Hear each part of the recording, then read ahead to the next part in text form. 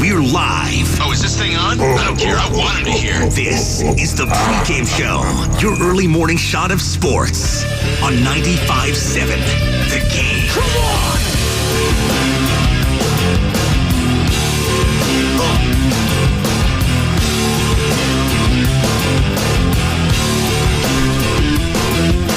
The Jabba the Hutt? It was. We all have a little Jabba the Hutt in us. We don't want to admit it, but we do. That sadistic laugh. And that was me yesterday. After absorbing all of the post-divisional round content on a Monday. And it all just turned into Brock Purdy. Everywhere you went, he was a topic of conversation. When you're talking about Lamar Jackson, got to compare him to Brock Purdy. When you're talking about Patrick Mahomes, got to compare him to Brock Purdy. It was Brock Purdy mayhem everywhere I looked yesterday, no matter the media outlet. And we're going to discuss why that is. But first, good morning, all you lovely people who are still working, who are getting off work, getting ready for work, getting ready for school, getting ready for whatever it is that you do at 5:01. Maybe you're doing a workout. Appreciate you tapping in here. The pregame show, Joe Spadoni. You know the number to get involved. It's very simple. 888-957-9570. That's to call or text the Comcast Business text line, which is always open. Also, hit us up via Twitch and YouTube, powered by First NorCal Credit Union. All you got to do, search 95.7 The Game in that search bar. Like, subscribe, ring that bell. We're on a separate stream from everyone else. That's what we do. Pregame show's a little different. A little different. We're part of the same, I'm part of the station, but I'm also special. I'm the appetizer, all right? So that's what we do here. We set up for the main course. The nice thing about appetizers is they always hit.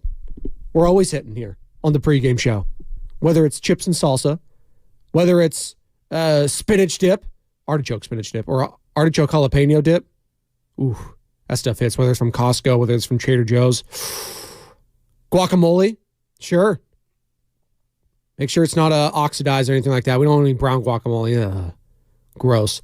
As soon as it starts changing the color, I'm out with guacamole. I don't like it.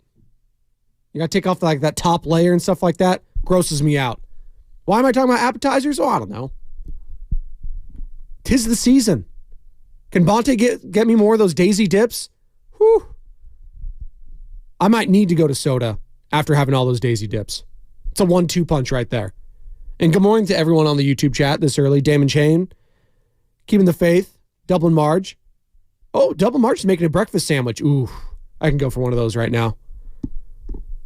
My meals consist of a protein bar and Greek yogurt at 8 o'clock, and then I don't eat anything till about 1.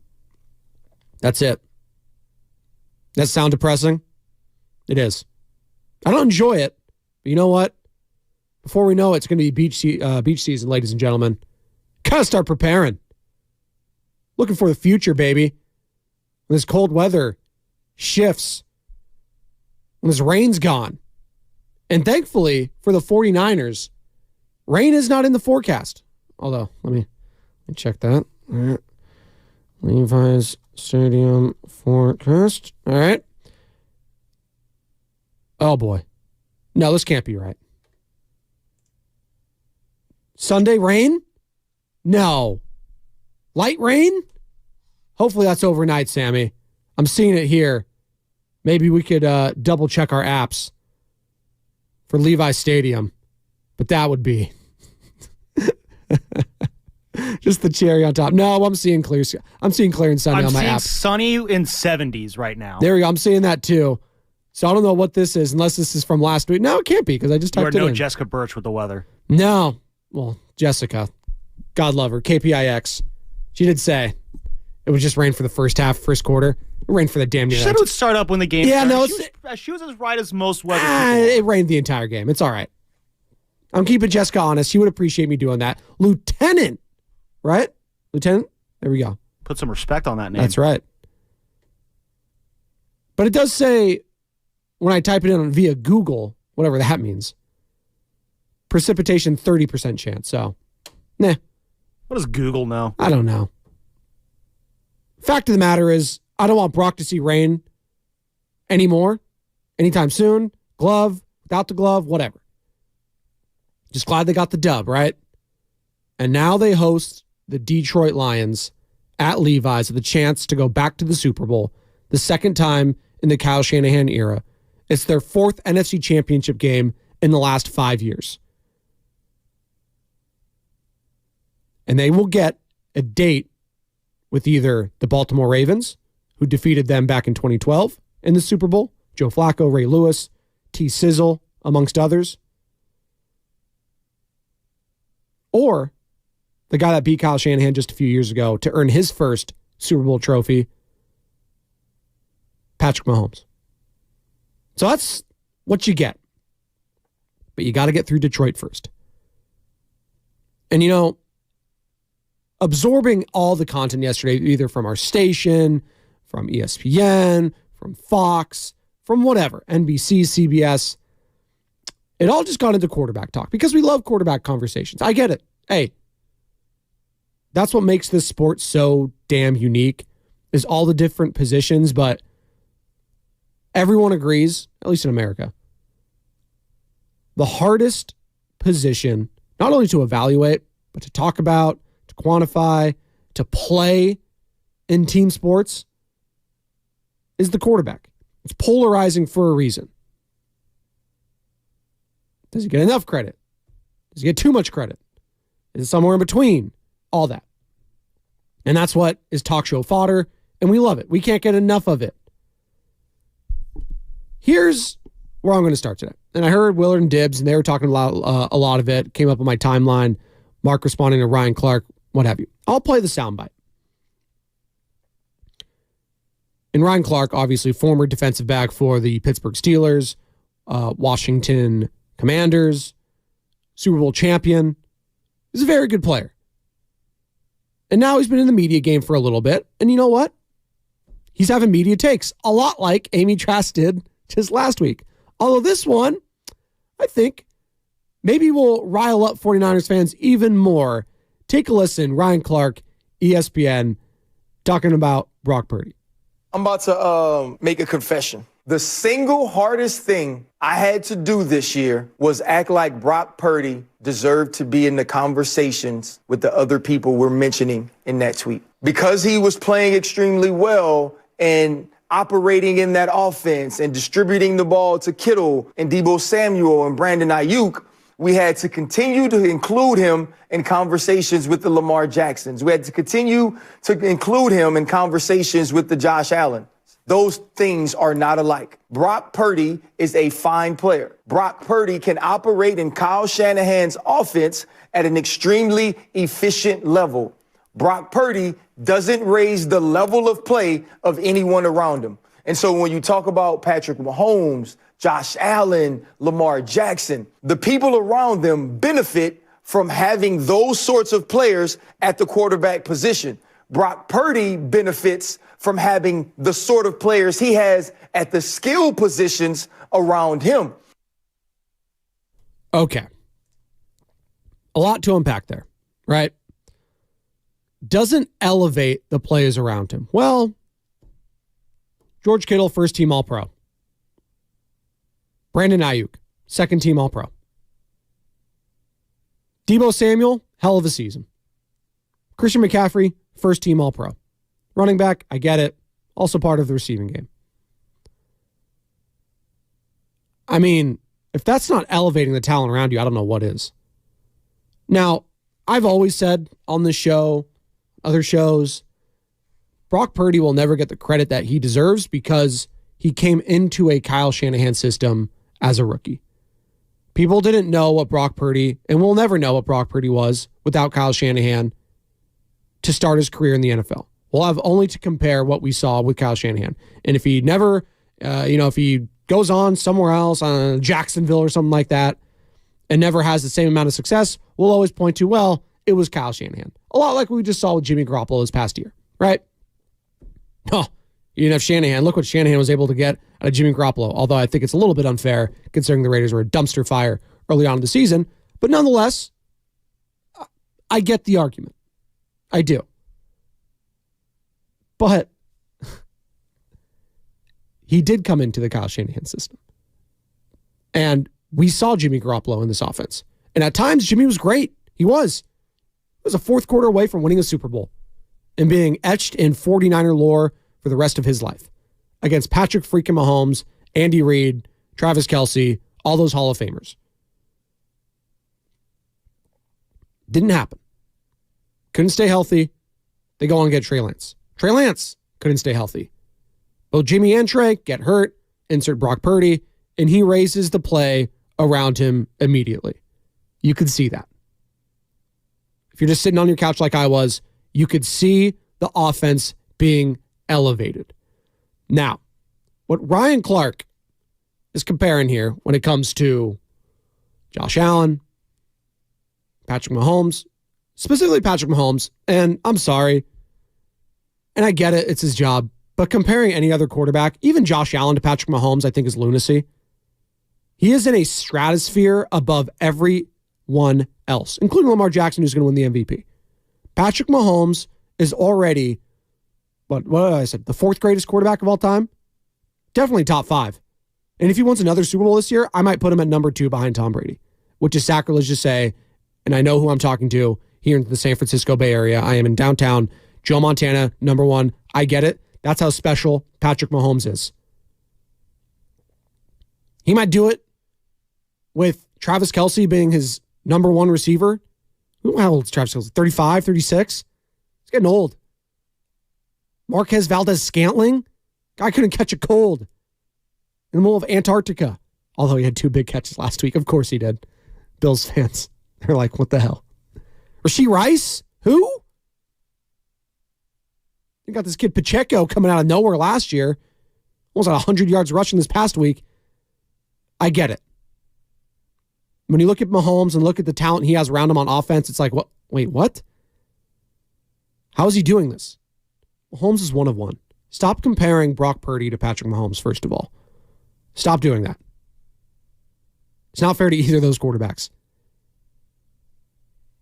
So when Ryan Clark says, I don't want to hear Brock Purdy mentioned with the Josh Allens and Patrick Mahomes, I don't want to hear Josh Allen's name attached to Patrick Mahomes. I want Patrick Mahomes to be a tier above everyone else because that's where he belongs. He's that freaking good. And it's no knock on Brock Purdy because he's not Patrick Mahomes. Hey, sorry, you're not one of the greatest quarterbacks of all time already, buddy. You've only had a year and a half in the league. It's silly. And it got me to think, in 888-957-9570, please weigh in on the conversation, your thoughts on Brock Purdy not being able to elevate the talent around him like a Josh Allen, like a Mahomes, according to Ryan Clark of ESPN, former NFL DB, Super Bowl champion with the Pittsburgh Steelers. What is it about Brock Purdy that really just pisses off people in the media? Is it because we saw this with Jimmy Garoppolo and people are just going with Jimmy? It's like, he's just doing what he's doing. Well, Jimmy was never a legit MVP candidate. So that's different. Brock Purdy was a leader in the clubhouse for the MVP heading into Christmas night. Got humbled a little bit. Ate some humble pie with a side of Cool Whip. And it is what it is. Bounced back against Washington. Had some time off. Didn't look great against the Packers. When push came to shove, he made enough plays. Had a clutch drive. They won the game. All right. But he was an MVP candidate this season. That just doesn't happen. That doesn't happen unless you're elevating everything else around you. Now, the talent he is elevating around him is better than what Buffalo has, is better than what Kansas City has, is better than what Baltimore has.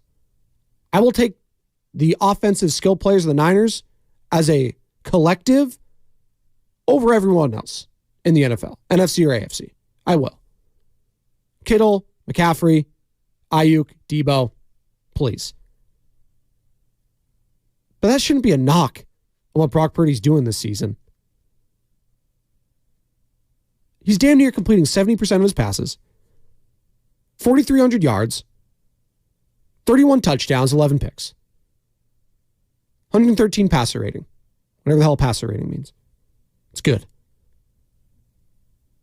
So, what is it about Brock Purdy that really just, makes America tired of him outside of the San Francisco Bay Area? Because it does feel like that.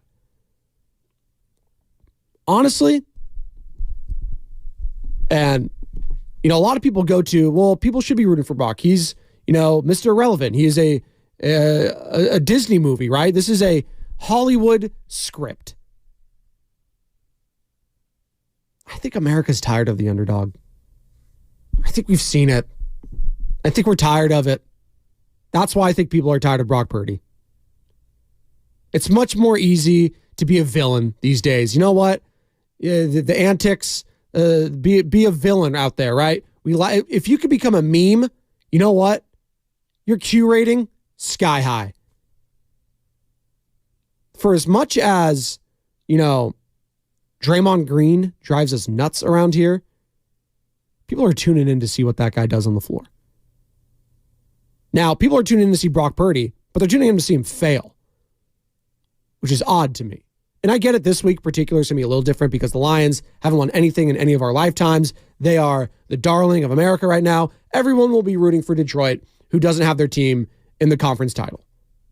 Everyone's going to be rooting for Detroit. But that doesn't mean you can't also root for Brock Purdy and what this story is. I think we've just become so desensitized because of what Kurt Warner did in this century and what Tom Brady has done. Kurt Warner first, guy was bagging groceries, stocking shelves, whatever, was an arena football player. He washed out in the NFL, didn't know if he was going to play again, got the opportunity. Trent Green goes down. We will rally around Kurt Warner and we will play good football. Shout out the Hall of Famer Dick Vermeil. That was the quote. Wins an MVP, wins a Super Bowl, goes to another one, comes up short against then rookie Tom Brady, takes Arizona to another one, in one of the greatest Super Bowls of all time, comes up short against Pittsburgh, James Harrison, 99-yard touchdown return. Interception return. So we saw that. And then the guy I just mentioned, Tom Brady. Everyone knows the combine picture. Everyone knows, all the quarterbacks, the Brady Six, whatever it was, Spurgeon win amongst others, taken in front of him. Chad Pennington. And what does he go do? He wins 7 Super Bowls. 6 in New England, 1 in Tampa Bay. Greatest quarterback of all time. Constantly being doubted. We love an underdog. Until we didn't. We always loved Kurt Warner. But why did we love Kurt Warner? Because he had just enough of a flash in the pan. He was like, he did it real quick. He won. And then it was the greatest show on turf. And then you know what? He failed. And then he went to the New York Giants. It didn't work out there. And then he's this old grizzled vet in Arizona. We'll see if it works. And they had a miraculous run. Larry Fitzgerald, Anquan Bolden. They almost win a freaking Super Bowl in Arizona. But he had to fail. Brock Purdy really hasn't failed yet. And people keep waiting for that to happen. But it's so early still. That's why it's mind-boggling for me. This guy, why is he so polarizing? And I just came to the realization, I think we in America are tired of the underdog story. That's the only explanation. Because we keep telling ourselves, and I keep hearing why he should be a household name and why people should be rallying around him. I think people are tired of it. I do. I'm not saying that's right or wrong. I just think that's the reality. We want a villain. Sam and I were talking about this. Who's the villain right now remaining in these playoffs? Is it Patrick Mahomes? Kansas City? Yeah. It's because they're winning, right? Not because anything Patrick Mahomes did. It's because, actually, now I'm thinking about, is it because of the Taylor Swift factor? That might be it. Sam's nodding his head. Taylor Swift might be the biggest villain in the NFL right now. And she doesn't even play. That's the thing. We love to hate here when it comes to quarterbacks, players. And again, a hater's going to hate. I get it. Taylor Swift. Always goes back to Taylor in the lyrics. But again, we don't need to compare Brock Purdy, Mahomes, Lamar. Hell, Jared Goff. Jared Goff is getting slept on this week, and he's having a hell of a run. Jared Goff's just taken the Detroit Lions to the freaking NFC Championship. That, in and of itself, is Hall of Fame worthy. He took what no other player could do since 57? He took the Detroit Lions to the brink of a Super Bowl. How incredible is that? Brock Purdy, in his first full season in the NFL, is also on the brink of a Super Bowl after doing it last year in what? 7-8 games? Lamar Jackson on the brink. He's going to be a 2-time MVP. He has a chance. I think he has the most riding.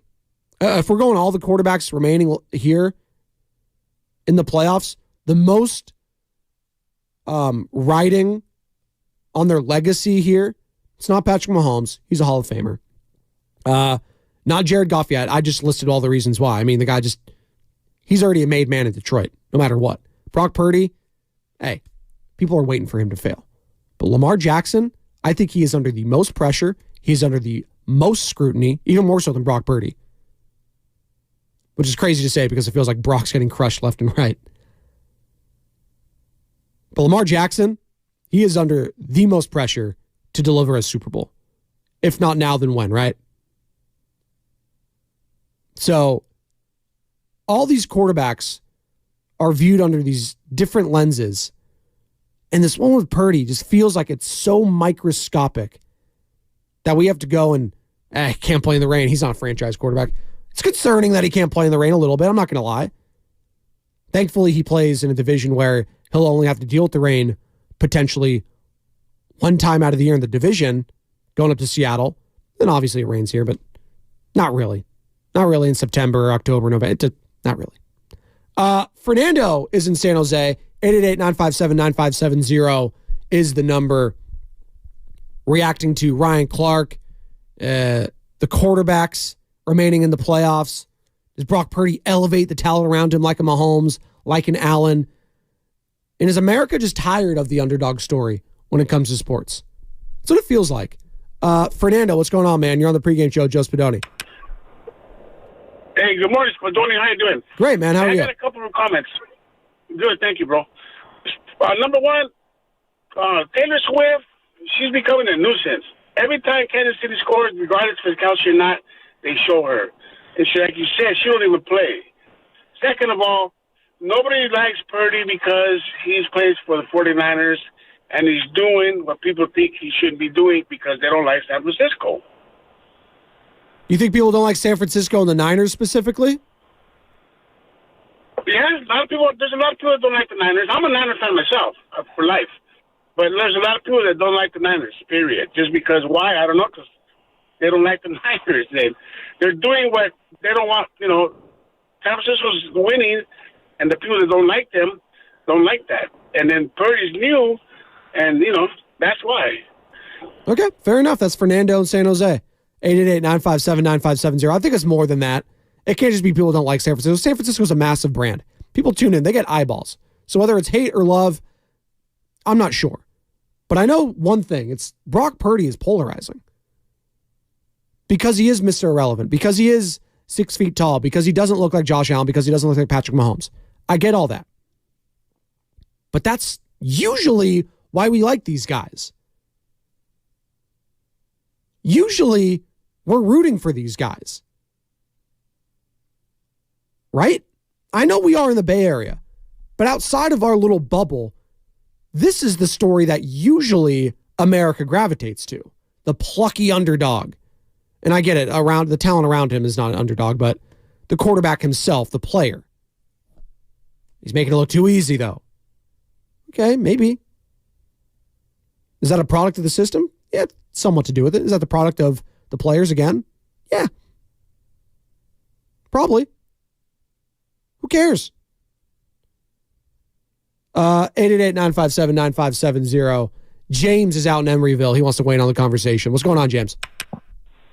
Hey, Spadoni, how you doing? Great, man. How are you? Good. Hey, so I was thinking about it while I'm sitting here charging my car in Emeryville. There you go. That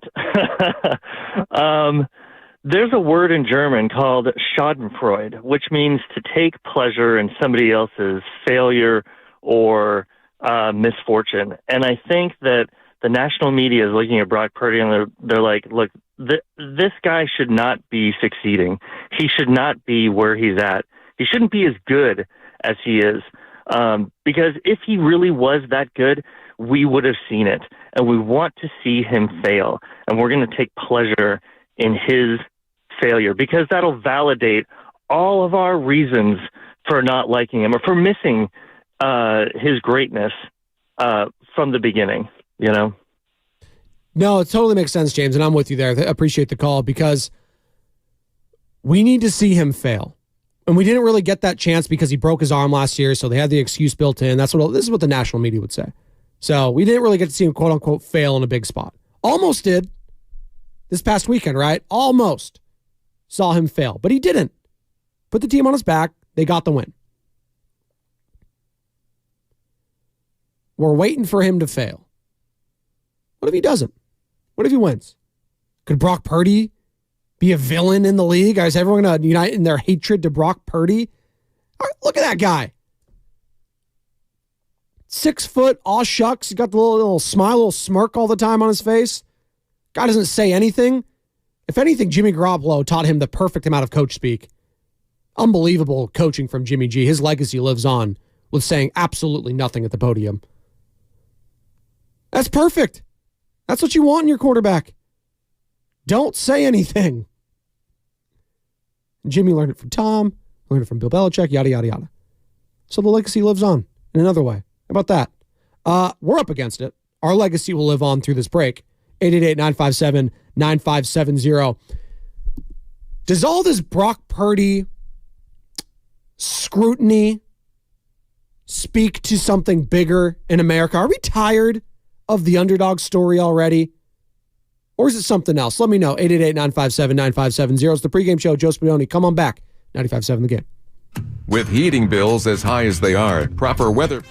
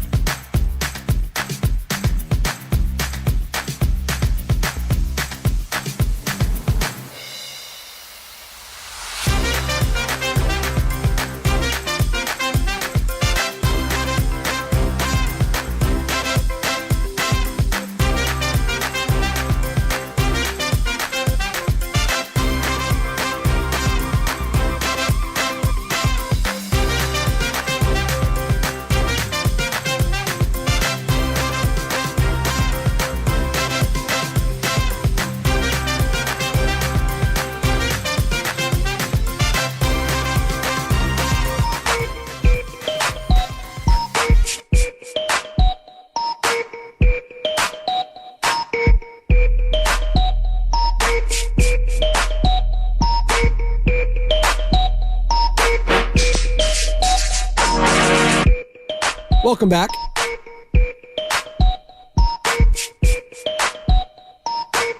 Pregame show, Joe Spadoni, 95.7 The Game.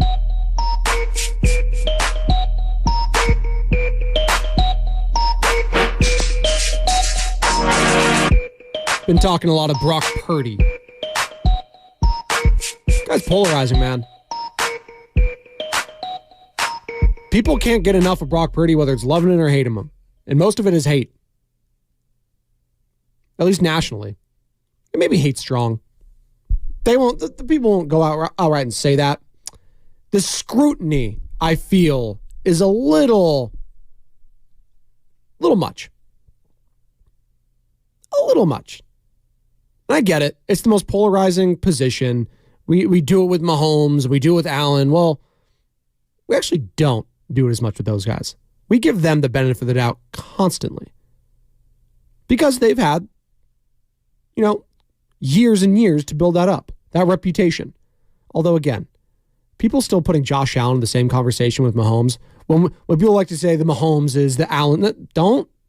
Mahomes is, God, he's so much better than everyone else. He is. You just watched that last week? We all wrote this guy off for dead. We all watched on Christmas. We all watched them lose. That was their last loss, by the way, Christmas. They might not lose again. They might win the whole damn thing. Go back to back. First time since what? Early 2000s? Patriots? Hasn't been done.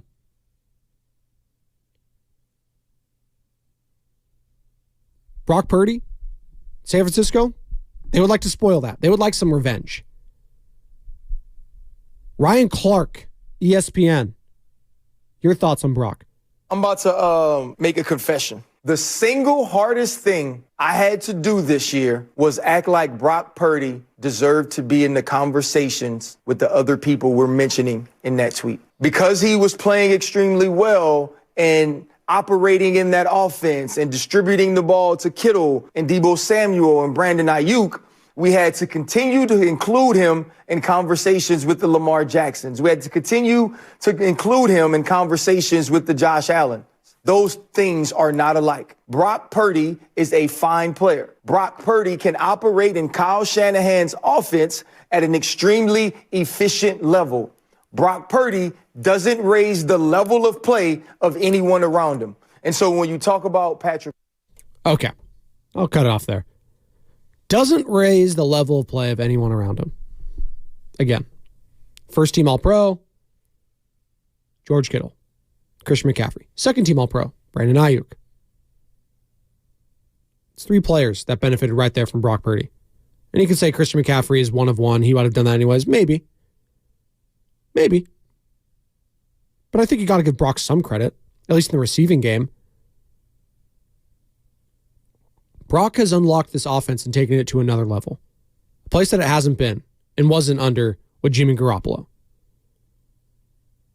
Maybe this offense has only been better that year in Atlanta, where they got to the Super Bowl, had the 28-3 lead. Obviously, didn't work out for them. Patriots come back and win it. But outside of that, it's the best offensive year Kyle Shanahan's had. Definitely in San Francisco. And a lot of that has to do with Brock Purdy. So why is it we are going out of our way to find fault? He's Mr. Irrelevant. We should love that. We should love the undersized guy. The guy everyone counted out. The guy that was supposed to be maybe a middle round pick, a third round pick, but came back to Iowa State, didn't have a great, senior year, whatever it was. And then, you know what? Fell all the way to the last pick in the NFL draft. No, he doesn't look and play like Lamar Jackson, like Josh Allen. He's not Patrick Mahomes. Hell, he's not even Jalen Hurts. And where's he at? And they got their own problems. I get it in Philly. And Jalen, this is no slight at Jalen.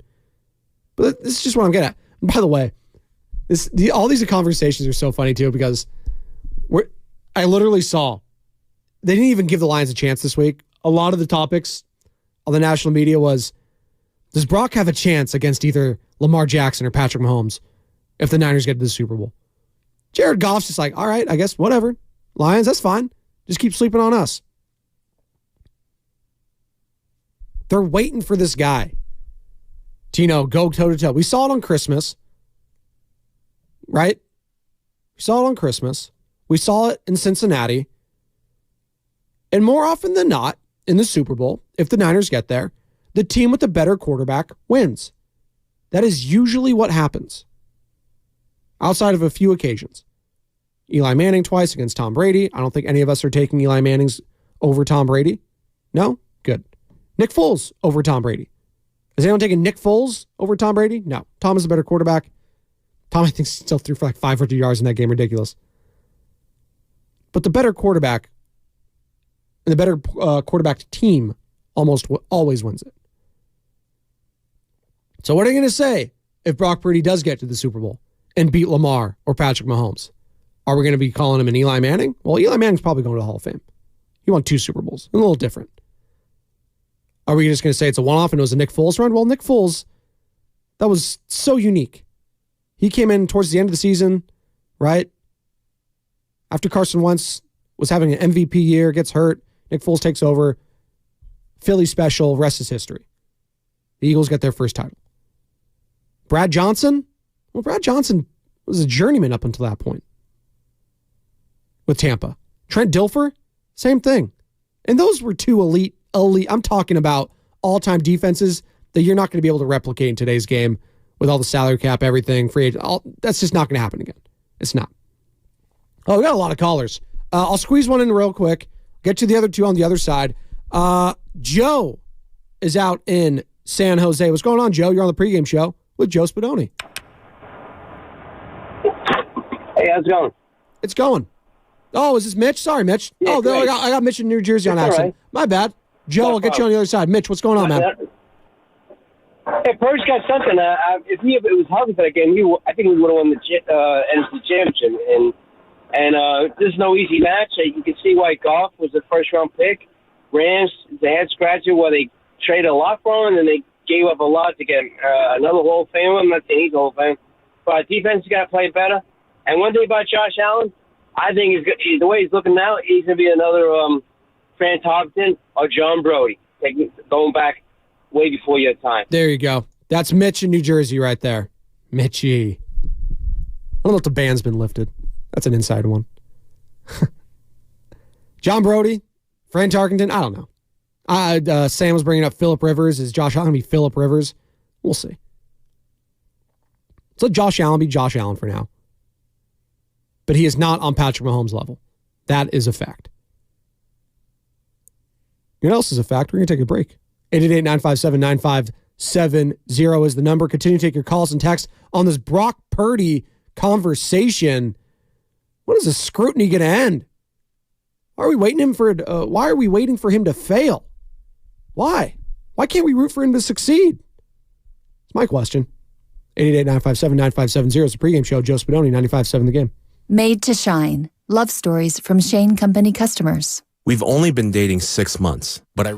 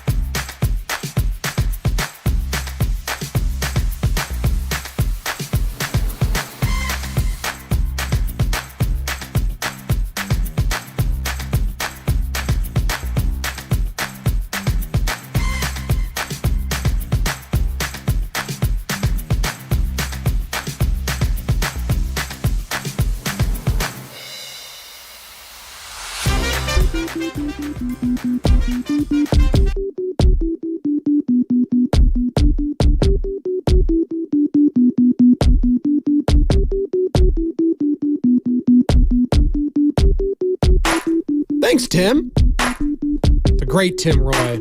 It'll be nice to hear his voice back on the airwaves. Tomorrow, Warriors taking on the Hotlanta Hawks. 7 o'clock right here on 95.7 The Game. You're home for Golden State Warriors basketball.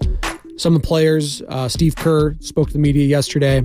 Obviously, they had practice. Been dealing with a lot, the Golden State Warriors. And unfortunately, just a tragedy that struck the organization. Assistant coach Dejan Milojevic passing away just last week and having to postpone the 2 games against the Jazz, against the... who was that first game against?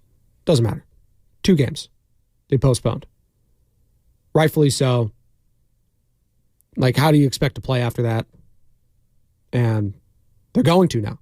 Just a week, which still seems short, but fortunately, in our everyday life does go on. It may sound harsh, but that's the reality of the working world. Doesn't stop for anyone. Doesn't care about your feelings. They got to keep going. Fortunately. I hate to sound so blunt and cruel. That's what it is.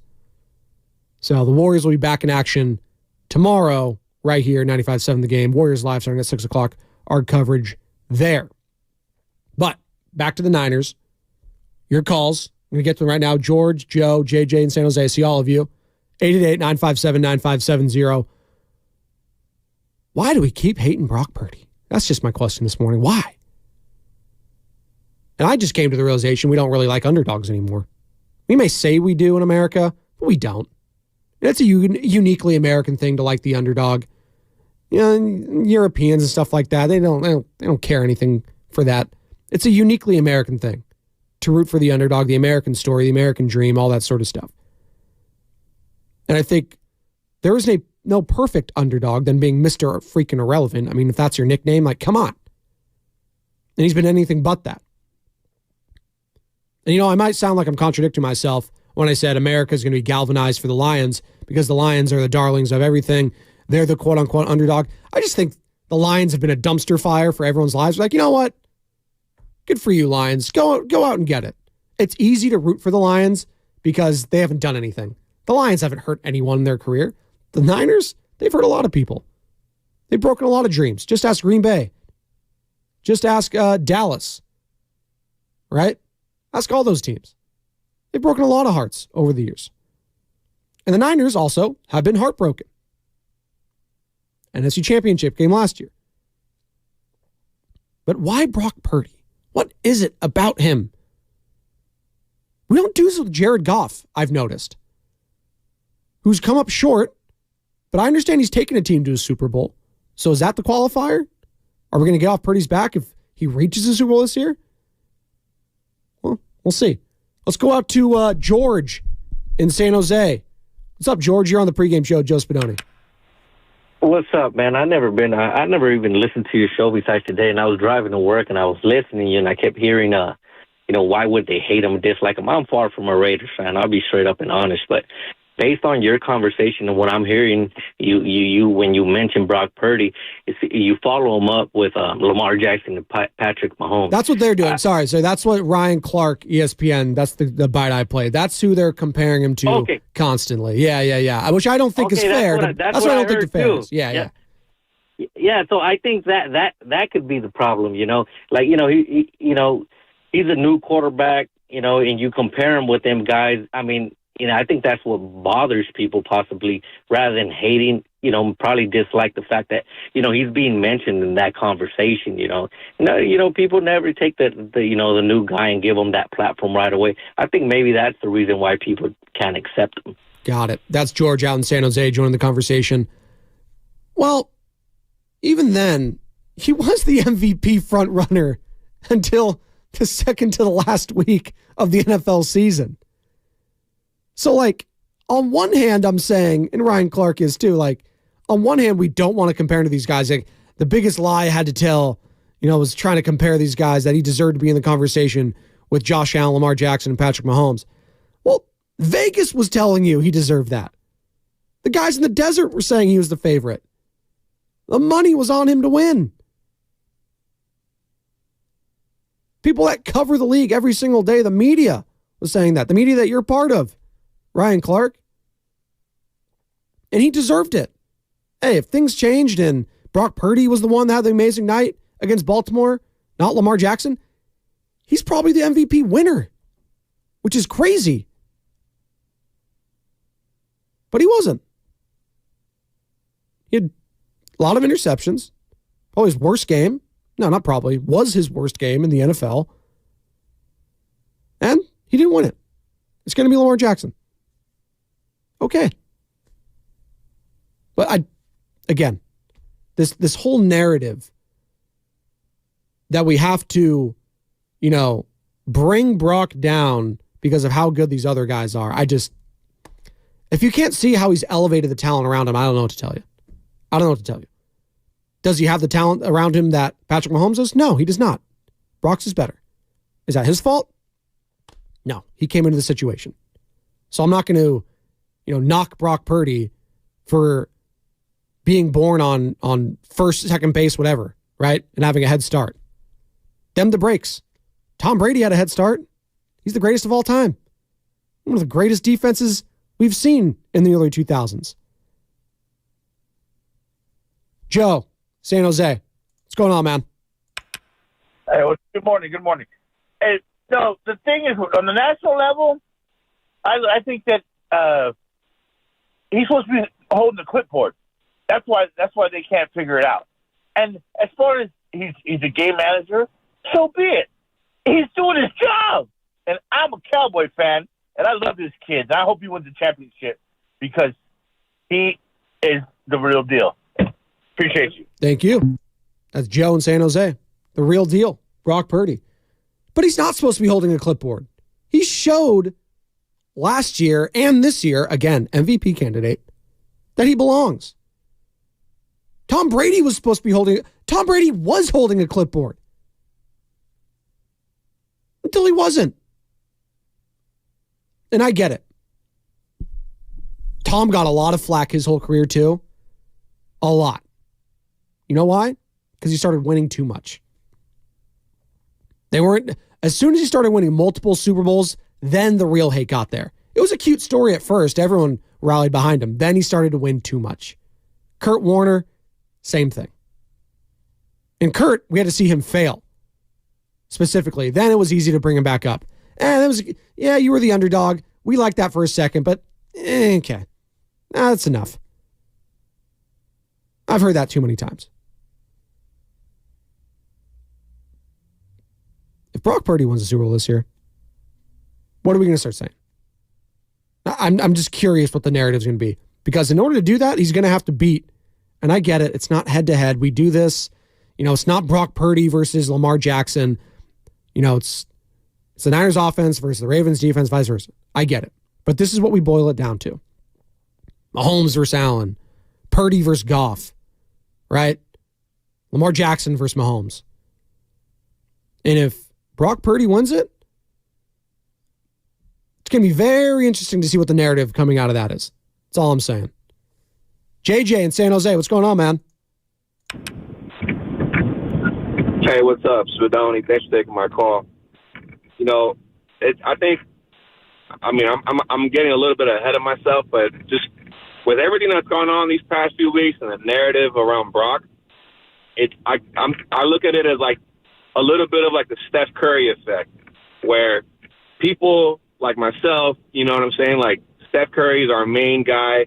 We Warrior fans will die, saying that he's one of the best, but yet you try to have a basketball conversation and all of a sudden there's like 7 guys you take over him, right? Like LeBron, Kawhi, Giannis. And it's like, you say people are saying he's that good, but then then they say that there's 7 other guys ahead of him and there's a huge contradiction. I will say though, JJ, people love to point out not to cut you off real quick. I will say Steph at least belongs in the conversation, and that's fine. People are going to debate Giannis, whatever, what have you.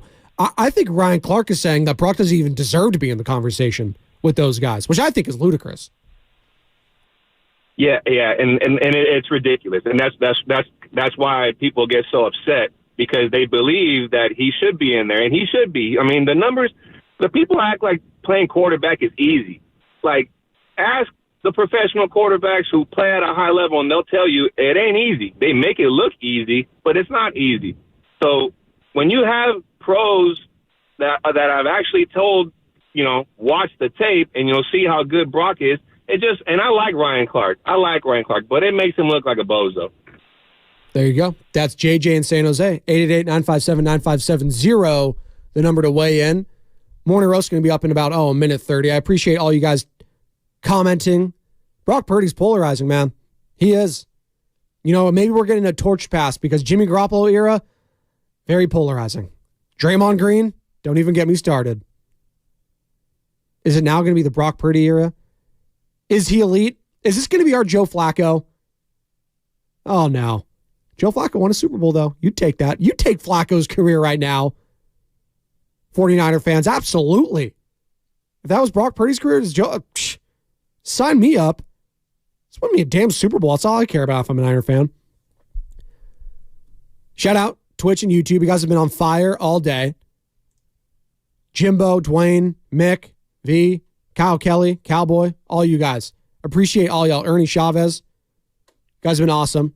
Keep lining them up. Keep cranking it out, because you know what? The Morning Roast is up next, and I think they're going to discuss a little bit about Brock Purdy, amongst other things. Lions, Niners. We're counting down to the NFC Championship, baby, on 95.7 The Game. You're listening to 95.7 The Game, KGMZ FM and HD1 San Francisco.